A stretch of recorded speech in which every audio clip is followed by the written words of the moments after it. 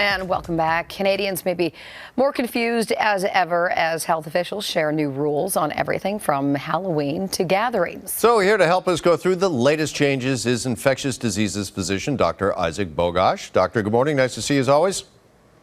Good to see you as well. Okay, Ontario is recommending against trick-or-treating in hot spots. That's been all over the news the last day or two. The Prime Minister, Justin Trudeau, recently said that he won't be taking his kids out this year. Now, we know you've got a bit of a different view. Why is Halloween, why do you think it's a low-risk activity? Well, I think I'll clarify a quick point here. Whatever the local public health leaders say to do, I'm going to adhere to. So I happen to live in Toronto, and we know that Toronto is considered a hot spot. So I'm going to adhere to those guidelines because that's the right thing to do. Having said that, we know that many people are going to be going trick-or-treating. We know people are going to be going out with their kids, and I think it's important to give people at least some advice on how to do that safely. We know this can be done in a very safe manner. For example, if you stay outside and you're not going into people's houses, if you have a mask on the whole time, if you stay within your family unit, if you avoid crowded settings, and if you're mindful about hand hygiene, it can be conducted in a very safe manner. But I really should reemphasize the point that I think it is important to adhere to the local public health guidelines. And in the GTA, for example, the recommendation is not to go trick-or-treating. So we're not going to go trick-or-treating. We're going to find other things to do. Now, Dr. Bogosh, for those reasons you mentioned, you can understand why parents are having a difficult time with the idea that, so I can send my kids to school and they can be with 29 other kids in class, but they can't trick or treat outside wearing a mask, distancing and all that. And then, or there's the whole drive-through situation where those remain open and people are passing you your coffee every day, but we can't shell out candy.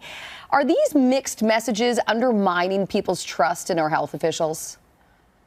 Yeah, to some extent, I think people are seeing this, and I really think we sort of have to have a little bit of tolerance and wiggle room here. This is, it's a once-in-a-century pandemic. I think it's going to be very hard for political leaders and public health leaders to have perfect messaging and perfect policy that is, airtight every single time.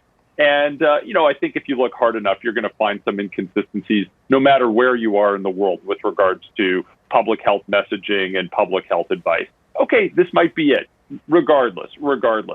I think, this is a time where we really need to put our trust in public health. It's going to be a long fall and a long winter, as we've already seen in Ontario, Quebec, and Alberta, and a few other hotspots. We really need to buy in to really ensure the health and safety of ourselves, our families, and our communities. And even though there may be, some inconsistencies here and there, if we look at the policy under a microscope, I think we still need to buy in and adhere to these regulations. Yeah, everybody's trying to do the right thing, and that's keep us as healthy and safe as possible. Okay, I want to move to testing next, and a new Global News investigation, doctor, that says that there's a supply chain shortage of important equipment in Canadian testing labs that's leading to some delays in test results. Just how critical is that as we continue to, once again, flatten the curve? I mean, getting testing, getting it done, and getting the results back in a timely manner. Absolutely, you're spot on. I think we think about the pillars of an epidemic response, and testing is one of the fundamental pillars. It's got to be done quickly. First of all, you have to have appropriate access to testing and as few barriers as possible to testing. And of course, when testing is done, you really want to have rapid turnaround time of those tests so that you can inform people of their diagnosis and also really link that closely with contact tracing, which is also an extremely important part of the pandemic. And now we've heard about some hurdles with diagnostic testing and of course with contact tracing in many areas. Now, what's happening is they are pouring resources into those areas to really, mitigate some of the issues that they've been having with that, and hopefully we can get that running smoothly in the days and weeks ahead, because we're going to need it as we enter the fall and the winter. Now, recently we heard only 5% of Ontario COVID cases use the Alert app to report an infection. In Alberta, we heard 43% of new cases have no known cause. Why do Canadians seem reluctant to use the app, and how much is this hindering our ability to once again flatten the curve? Yeah, I think the app is a really good innovation. I have one. I look at it all the time. I think it's fantastic. And obviously it's not going to solve all our problems. There's no silver bullet. What we're looking for here is incremental safety, incremental help, incremental benefit, and the app provides it. It's certainly not a substitute for traditional contact tracing, but we had 5% of cases in Ontario notified on the app or uploaded to the app. That's pretty good. I think we can do better. We know that many other provinces, almost all provinces, I think there's one or two stragglers, are now using the app. And really, if we get widespread community buy-in and widespread use of the app, it will be a very helpful tool. It's not going to solve all our problems. It's not perfect, but it's free. It's easy to use. It protects people's privacy. Like, this is just win, win, win. And of course, I get it. Some people's phones aren't compatible with this. That stinks. That's tough. It's hard to design a perfect solution, but the app is still pretty good. And if people have the ability to download it and use it, I would certainly encourage them to do so, because it can really provide incremental health and safety. All right. Meantime, Ottawa's COVID task force, they're now investigating, Dr. Bogoch, low turnout rates at testing facilities.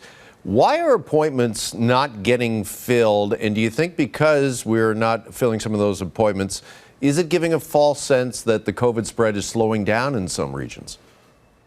Yeah, very good point as well.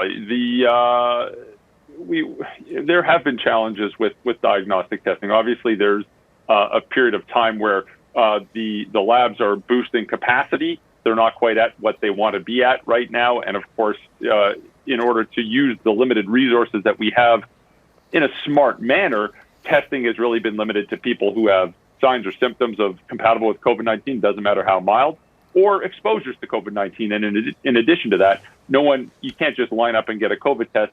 By and large, you have to book online to get a diagnostic test performed. And, you might have to wait a day or two to get it done. Those are additional barriers to getting tests. And certainly that might turn people away. Some people might not have the capacity to make those appointments on using the phone or the internet. Some people just might say, you know what, I'm just not going to do it, and might not get tested. So that's unfortunate. And I think as we see a rise in our diagnostic testing capacity, we'll also see more people come out for diagnostic tests. We just have to lower those barriers to getting diagnostic testing done. Dr. Bogoch, thank you, as always, for your time. My pleasure. Have a great day.